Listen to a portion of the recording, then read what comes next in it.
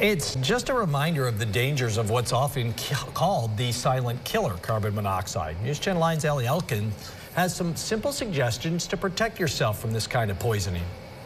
Called the silent killer, poison control centers like upstate are constantly working to protect people from carbon monoxide.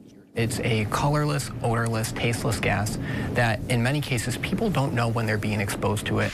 People don't know they're exposed until some pretty ordinary and mild symptoms start. Some of those symptoms include things like headaches, maybe some dizziness or lightheadedness, as well as nausea and vomiting. When the levels get really high, though, and people are exposed for a longer time, the chances of them getting really sick goes up. Long-term exposure can be deadly. Anytime anyone has any changes in their mental status, meaning they're not responding normally, they're having a hard time breathing, if they have seizures, those are always going to be times you want to call 911 and get to the nearest healthcare facility. Dr. Vincent Caleo thinks reminders of dangers are especially important this time of year. We do tend to see a lot more commonly in the winter months compared to the others, because a lot of times that's when we have the generators, the stoves, and a lot of the fireplaces being used for the first time.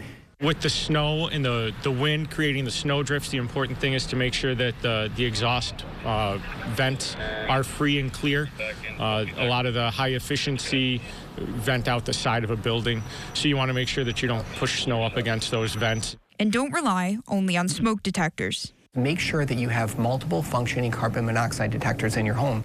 Some do both, but many don't. In Syracuse, Ali Elkins, NewsChannel 9.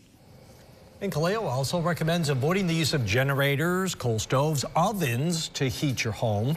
If you think you were exposed to carbon monoxide, you can call the Poison Control Center, or maybe better yet, 911 immediately.